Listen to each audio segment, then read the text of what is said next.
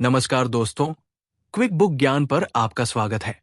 अगर आप चाहते हैं कि आप जिंदगी में आगे बढ़ो तो अभी चैनल को सब्सक्राइब कीजिए, क्योंकि हम हर हफ्ते लेकर आते हैं वो ज्ञान जो आपको दूसरों से आगे बढ़ाएगा। हम हर हफ्ते दो जबरदस्त किताबों की कहानी, सीख और जिंदगी बदलने वाली बातें आपको सिर्फ 30 मिनट में देने का प्रयास करते हैं। और हाँ, आज की कहानी में आपको ऐसा मोड़ मिलेगा जहां आप खुद को महसूस करेंगे, एक ऐसा सपना जो आपकी नींद तोड़ देगा और एक सफर जो आपकी जिंदगी बदल देगा। तो वीडियो पूरा देखिए और चैनल सब्सक्राइब करना मत भूलिए, क्योंकि अगली किताब शायद आपकी जिंदगी का जवाब हो। क्या आप जानते हैं कि आपकी सबसे बड़ी दुश्मन कौन है? ना बॉस, ना परिवार, ना समाज। वो है आपकी सोच। हाँ, वही सोच जो आपको दिन भर परेशान करती है, डरा देती है और कभी कभी आपको खुद से ही दूर कर देती है। किताब don't believe everything you think यही सिखाती है कि हर सोच सच नहीं होती। मुंबई का एक लड़का था, अर्जुन। हर दिन लोकल ट्रेन में सफर करता था, ऑफिस जाता था और लगता था जैसे सब कुछ ठीक है, लेकिन अंदर ही अंदर उसकी जिंदगी एक उलझन बन चुकी थी। हर बात पर ओवरथिंक करता, हर नकारात्मक सोच को सच मान लेता और हर गलती को अपनी किस्मत समझ लेता। एक दिन उसने यूं ही एक बुक स्टोर से एक किताब उठाई, don't believe everything you think. शायद उसकी जिंदगी का सबसे बड़ा मोड़ वहीं से शुरू हुआ। अर्जुन सोचता था, मेरे साथ ही क्यों होता है? मैं कभी सफल क्यों नहीं हो पाता? लोग मुझे पसंद क्यों नहीं करते? ये सवाल नहीं थे, ये जाल थे। ऐसे जाल जिनमें हम में से हर कोई कभी न कभी फंसता है। लेखक कहते हैं, हमारी परेशानी सोच नहीं है, बल्कि सोच पर विश्वास करना है। अब आइए अर्जुन की कहानी के साथ साथ इस किताब के 10 गहरे संदेशों को समझते हैं जो आपकी जिंदगी को बदल सकते हैं। अध्याय 1, आपकी सोच आप नहीं है। अर्जुन का दिन हमेशा एक ही तरह से शुरू होता था। सुबह उठते ही उसके दिमाग में हजारों सोचें घूमने लगती। आज फिर लेट हो गया, बॉस डांटेगा, मैं कभी समय पर क्यों नहीं पहुंच पाता? हर दिन हर सोच अर्जुन को यही जताती थी कि वो कुछ खास नहीं है। वो इन सोचों को ही अपना सच मानने लगा था। लेकिन एक दिन जब उसने किताब don't believe everything you think पढ़नी शुरू की, तो पहले अध्याय ने ही उसकी सोच को झकझोर दिया। इस अध्याय में लेखक ने एक बहुत गहरी बात कही, आप अपनी सोच नहीं हो। अब जरा ठहरिए और सोचिए, जब बादल आसमान में आते हैं तो क्या वो आसमान बन जाते हैं? नहीं ना। ठीक वैसे ही जब सोचें हमारे मन में आती हैं तो वो हम नहीं बन जाते। पर अर्जुन की तरह हम में से ज्यादातर लोग ये गलती करते हैं। सोचते हैं, मैं दुखी हूं, मैं कमजोर हूं, मुझसे कुछ नहीं होगा, और इन सोचों को ही खुद की पहचान बना लेते हैं। लेखक कहते हैं कि सोचें सिर्फ मन में आती हैं और जाती हैं। उनका आना जाना हमारी सांसों की तरह स्वाभाविक है। लेकिन अगर हम उन्हें पकड़ लें, उन्हें सच मान लें, तो वही सोच हमें बांधने लगती है। अर्जुन ने इस बात को समझा। उसने अपनी एक दिन की सोचों को नोट किया। मैं थका हुआ हूं, सब मुझसे आगे हैं, कोई मुझे समझता नहीं। फिर उसने एक सवाल खुद से पूछा, क्या ये सब मेरी सच्चाई है या ये सिर्फ मेरे मन की बातें हैं? धीरे धीरे उसे समझ आया कि जो सोचे उसे नीचे खींच रही थी, वो उसका असली रूप नहीं थी। वो बस विचार थे, और विचार बदलते हैं। जिस दिन अर्जुन ने ये समझ लिया कि वो अपनी सोच नहीं है, उसी दिन से उसके अंदर एक हल्कापन आ गया। अब जब भी उसके मन में कोई नकारात्मक विचार आता, तो वो उसे पकड़ने की बजाय देखने लगता, जैसे कोई राह चलते बादल को देखता है। वो अब सोचों से घबराता नहीं था, वो उन्हें पहचानता था और फिर जाने देता था। इस अध्याय की सबसे बड़ी सीख यही है, हम वो नहीं हैं जो हम सोचते हैं, हम वो हैं जो सोचों को देख सकते हैं। जब आप अपनी सोचों से खुद को अलग करना सीख जाते हैं, तो एक नई आजादी का अनुभव होता है। एक ऐसा सुकून जो बाहर की दुनिया से नहीं, आपके अंदर से आता है। अध्याय 2, दर्द की जड़, सोच पर यकीन करना। अर्जुन की जिंदगी में सबसे ज्यादा टूटन तब आई जब उसकी गर्लफ्रेंड ने उसे अचानक छोड़ दिया। कोई बड़ी वजह नहीं थी, बस कहा, तू मेरे लिए सही इंसान नहीं है। बस इतना सुनना था कि अर्जुन के अंदर जैसे भूचाल आ गया। वो घंटों सोचता रहता, मेरे अंदर ही कोई कमी होगी। शायद मैं प्यार के लायक नहीं हूं। क्या मैं कभी किसी के लिए खास बन पाऊंगा? उसके मन में जो भी विचार आते वो उन्हें पूरी तरह सच मान लेता, और यही बन गया उसकी तकलीफ का असली कारण। इस अध्याय में लेखक ने एक ऐसी सच्चाई बताई है जिसे समझते ही जिंदगी का दर्द आधा हो सकता है। हमारा असली दर्द सोच पर यकीन करने से आता है, घटनाओं से नहीं। जैसे अर्जुन की कहानी में असली दुख इस बात से नहीं आया कि कोई उसे छोड़ गया। असल दुख आया, मैं प्यार के लायक नहीं हूं। इस सोच पर यकीन करने से।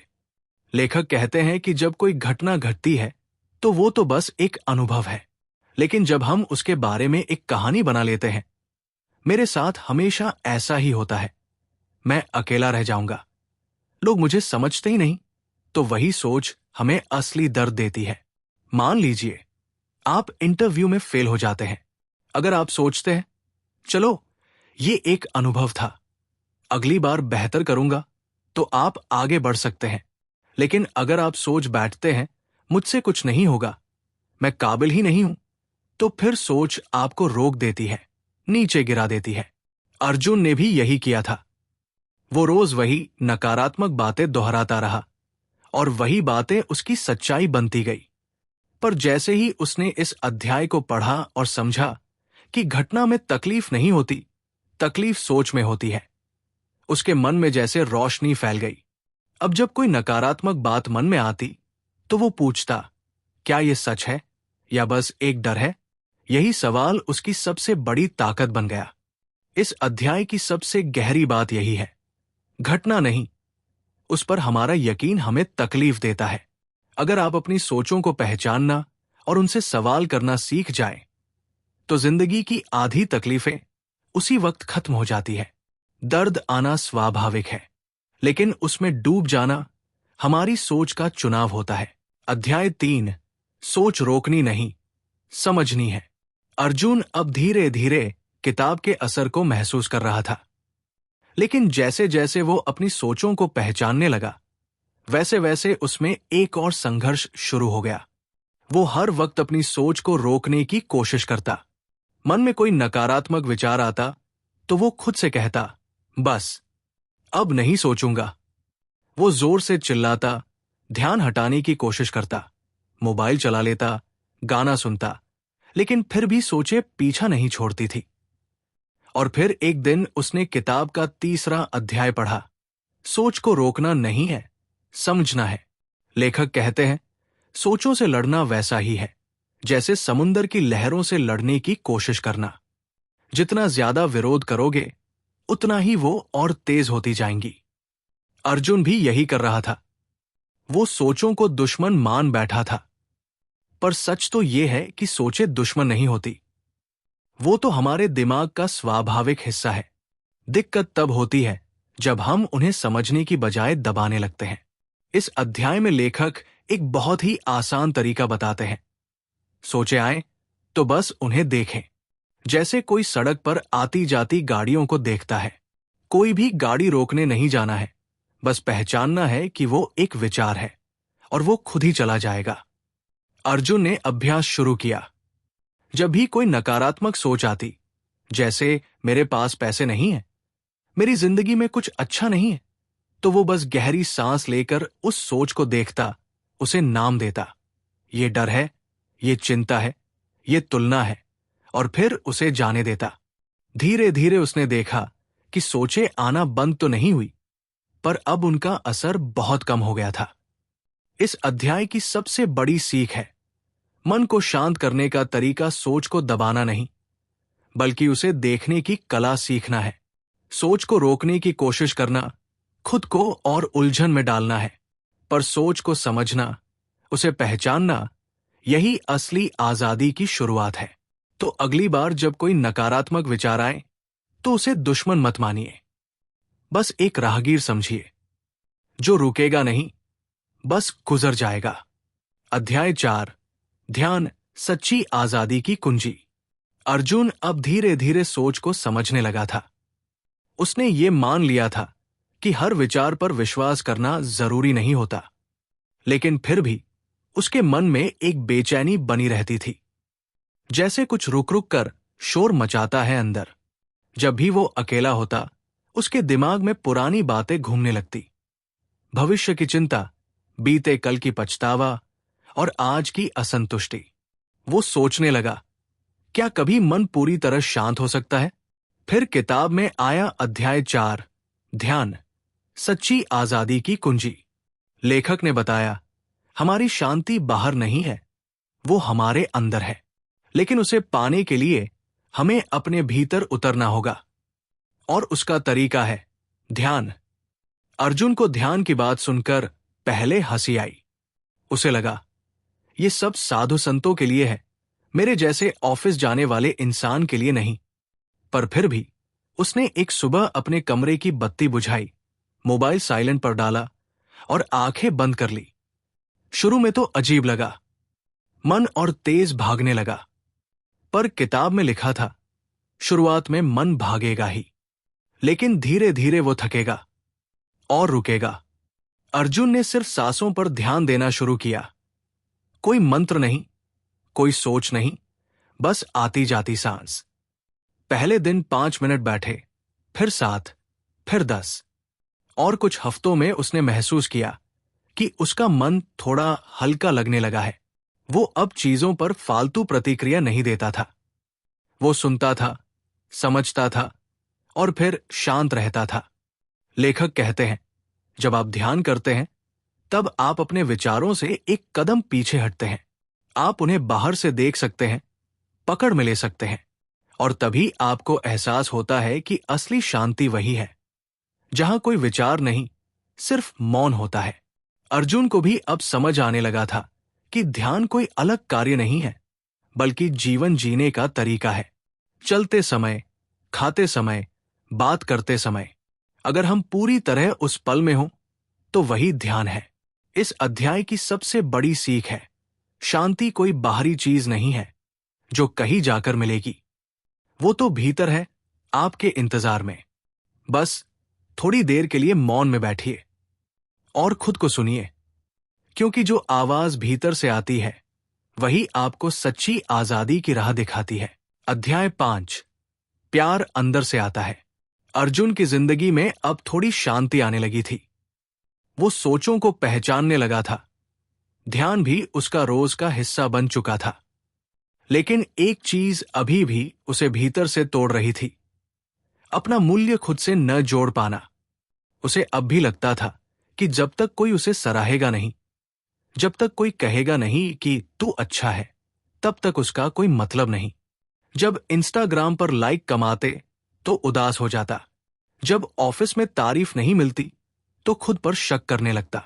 वो अब भी प्यार और अपनापन बाहर ढूंढ रहा था। और तभी उसने पढ़ा अध्याय 5, प्यार अंदर से आता है। लेखक ने इस अध्याय में एक बहुत सीधी बात कही, अगर आप खुद से प्यार नहीं करते तो दुनिया का कोई भी प्यार आपके अंदर नहीं उतर सकता। हम ऐसे कितने लोग हैं जो दूसरों के व्यवहार से अपनी अहमियत तय करते हैं। अगर वो मुझे मैसेज नहीं करता तो शायद मैं जरूरी नहीं हूं। अगर उन्होंने मुझे पार्टी में नहीं बुलाया तो शायद मैं पसंद नहीं हूं। पर ये सब बाहरी बातें हैं। जब तक हम खुद को पूरी तरह से अपनाते नहीं, तब तक बाहर की कोई मान्यता हमारे अंदर टिकती नहीं। अर्जुन ने खुद से एक दिन आईने में देखते हुए पूछा, क्या मैं खुद को वैसे ही अपना सकता हूं जैसे मैं हूं, कमजोरियों के साथ, गलतियों के साथ, अधूरेपन के साथ? शुरू में अजीब लगा, खुद से प्यार करना आसान नहीं था। पर फिर उसने एक अभ्यास शुरू किया। हर सुबह खुद से 3 बातें कहना। मैं खुद को स्वीकार करता हूं, मैं खुद से प्यार करता हूं, मैं जैसा हूं वैसा ही पूरा हूं। धीरे धीरे उसका आत्मविश्वास लौटने लगा। अब वो अपनी सेल्फी दूसरों की नजरों के लिए नहीं, अपने लिए खींचता था। अब उसे किसी के वैलिडेशन की जरूरत नहीं थी, क्योंकि अब उसे पता था जो प्यार वो बाहर खोज रहा था वो तो अंदर ही था। लेखक कहते हैं, प्यार कोई मांगने की चीज नहीं है। प्यार तो बहने वाली शक्ति है जो तब निकलती है जब हम खुद को पूरी तरह स्वीकार कर लेते हैं। इस अध्याय की सबसे बड़ी सीख है, अगर आप खुद से गले लग सकते हैं तो दुनिया चाहे जैसा बर्ताव करे, आप कभी अकेले महसूस नहीं करेंगे। तो अर्जुन की तरह आप भी खुद से एक बार पूछिए, क्या मैं खुद को पूरी तरह से शर्तों के बिना अपना सकता हूं? अगर हां, तो समझ लीजिए आपने असली प्यार पा लिया है। अध्याय 6, दर्द से मत लड़ो, उसे अपनाओ। एक सुबह अर्जुन ऑफिस पहुंचा और वहां उसे जो खबर मिली उसने उसकी जमीन खिसका दी। कंपनी अब और लोगों को नहीं रख सकती, तुम्हारी नौकरी अब खत्म। अर्जुन जैसे थम सा गया। हाथ में कॉफी का कप था जो कांपते कांपते गिर ही गया। उसके दिमाग में बस एक ही बात चल रही थी, अब क्या होगा? घर लौटते वक्त लोकल ट्रेन में खिड़की के पास बैठा अर्जुन लगातार रो रहा था, चुपचाप, बिना आवाज किए। उसे लग रहा था कि जैसे सब खत्म हो गया। उस रात उसने किताब का अगला अध्याय पढ़ा, अध्याय 6, दर्द से मत लड़ो, उसे अपनाओ। लेखक ने इस अध्याय में एक बहुत सच्ची बात कही है। हमारा असली संघर्ष दर्द से नहीं होता, बल्कि उस दर्द को नकारने से होता है। हम जब भी दुखी होते हैं, सबसे पहले क्या करते हैं? दर्द से भागते हैं। कोई मूवी लगा लेते हैं, सोशल मीडिया पर खो जाते हैं, या दोस्तों में मस्ती ढूंढने लगते हैं। लेकिन दर्द वही होता है, अंदर दबा हुआ, इंतजार करता है कि कोई उसे महसूस करे। लेखक कहते हैं, दर्द कोई दुश्मन नहीं है, दर्द एक संदेशवाहक है। वो बताने आया है कि कहीं कुछ टूटा है और अब वक्त है उसे ठीक करने का। अर्जुन ने उस रात पहली बार खुद को रोने दिया, बिना रोके, बिना दबाए। वो अपने कमरे के एक कोने में बैठा और खुद से कहा, हां, मैं डरा हुआ हूं। हां, मुझे दुख है, लेकिन मैं इस दर्द से भागूंगा नहीं। कुछ समय बाद उसे ऐसा लगा जैसे कोई बोझ उतर गया हो। दर्द वही था, पर अब वो उसे स्वीकार कर चुका था। और जब आप दर्द को अपनाते हैं तो वो बदल जाता है। वो अब जहर नहीं रहता, वो मरहम बन जाता है। लेखक कहते हैं, हर भावना, चाहे वो दुख हो, डर हो या शर्म, अगर आप उसे पूरी तरह से महसूस करें तो वो अपना रूप बदल देती है। अर्जुन ने अपने इस दर्द से कुछ सवाल पूछे, क्या इस अनुभव में मेरे लिए कुछ सीख है? क्या ये मुझे और मजबूत बना सकता है? जवाब था हां, क्योंकि जिस दिन हम दर्द से लड़ना छोड़ देते हैं और उसे अपना लेते हैं, उसी दिन हम उसके पार जाने की ताकत पाते हैं। इस अध्याय की सबसे सुंदर सीख यही है, दर्द को नकारिए मत, उसे गले लगाइए, क्योंकि वही दर्द आपको आपके असली रूप तक ले जाएगा। तो अगली बार जब आप दुखी हों तो भागिए मत, बस रुकिए, आंखें बंद करिए और कहिए, मैं तुम्हें देख रहा हूं दर्द, और मैं अब तैयार हूं तुम्हें समझने के लिए। अध्याय 7, सोच को पहचानो, सच मत मानो। नौकरी जाने के बाद अर्जुन ने फिर से कोशिशें शुरू कर दी थी। नए रिज्यूमे बनाए, इंटरव्यू दिए, नए लोगों से जुड़ने की कोशिश की। लेकिन हर बार जब कोई इंटरव्यू कॉल नहीं आता, जब कोई मेल का जवाब नहीं देता, तो उसके मन में एक आवाज गूंजती, शायद मैं काबिल ही नहीं हूं, मुझे कोई नहीं रखना चाहता, मैं फेल हो चुका हूं। अर्जुन अब इन सोचों से थोड़ा सतर्क हो गया था। उसने अब तक किताब से ये तो समझ ही लिया था कि हर विचार सच नहीं होता, लेकिन फिर भी जब वही नकारात्मक सोचें बार बार आती थी तो मन डगमगाने लगता था। और तभी उसने पढ़ा, अध्याय 7, सोच को पहचानो, सच मत मानो। लेखक ने इस अध्याय में एक बेहद जरूरी अभ्यास बताया है, हर सोच को बिना जज किए देखना और उससे सवाल करना। हम में से अधिकतर लोग ये मानकर चलते हैं कि जो हम सोचते हैं वही सच है, लेकिन क्या वाकई ऐसा है? क्या मैं अच्छा नहीं हूं? ये कोई सच है या सिर्फ एक डर? अर्जुन ने एक नया तरीका अपनाया।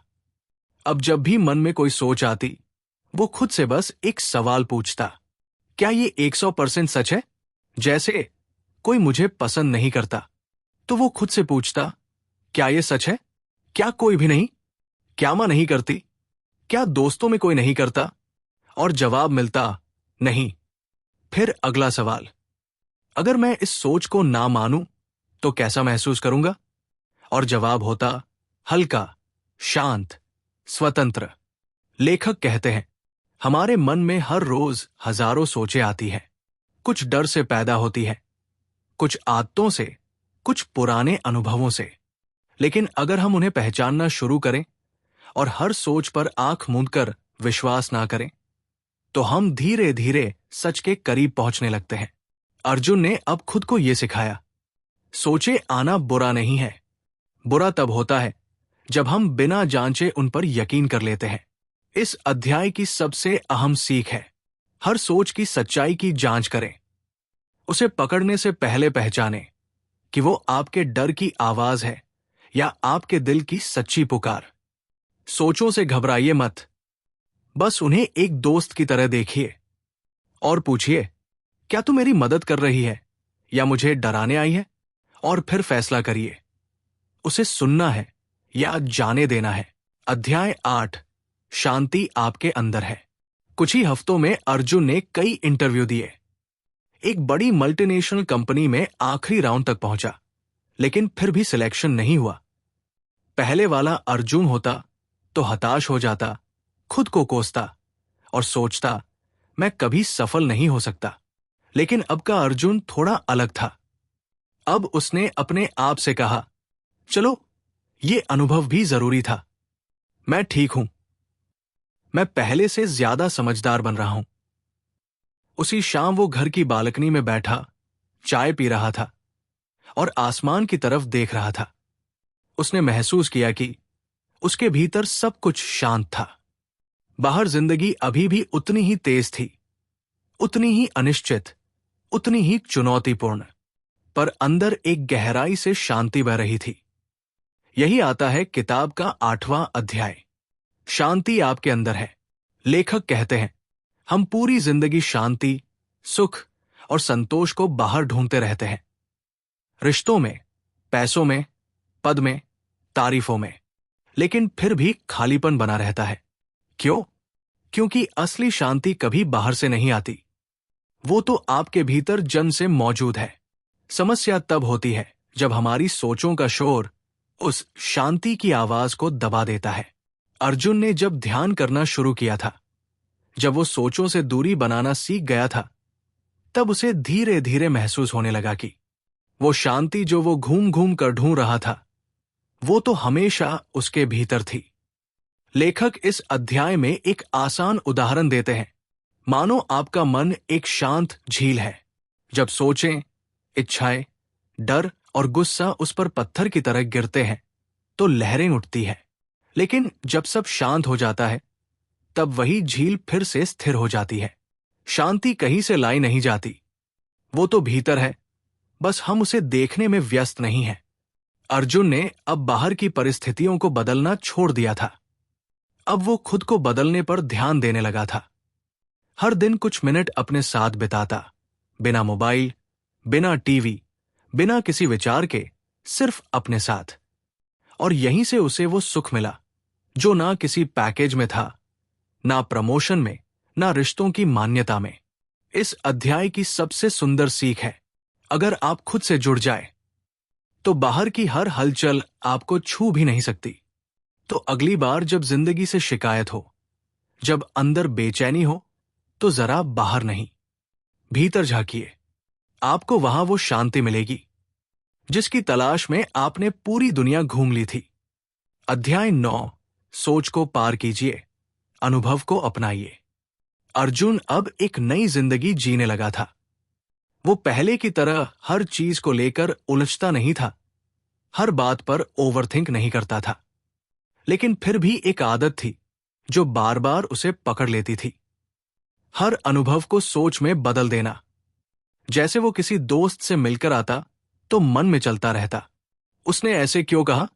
क्या मैं ज्यादा बोल गया? क्या अब वो मुझसे दूर हो जाएगा? मतलब जो बीता वो बीत चुका था, लेकिन उसका मन उस पल को दोबारा जीने की कोशिश करता, विचारों में, कल्पनाओं में। और यहीं पर लेखक लाते हैं अध्याय 9, सोच को पार कीजिए, अनुभव को अपनाइए। लेखक कहते हैं हम जिंदगी को पूरी तरह जी नहीं पाते क्योंकि हम उसे महसूस करने की बजाय उस पर सोचते रहते हैं। हम खाना खाते हैं, लेकिन उस वक्त मन ऑफिस की मीटिंग में होता है।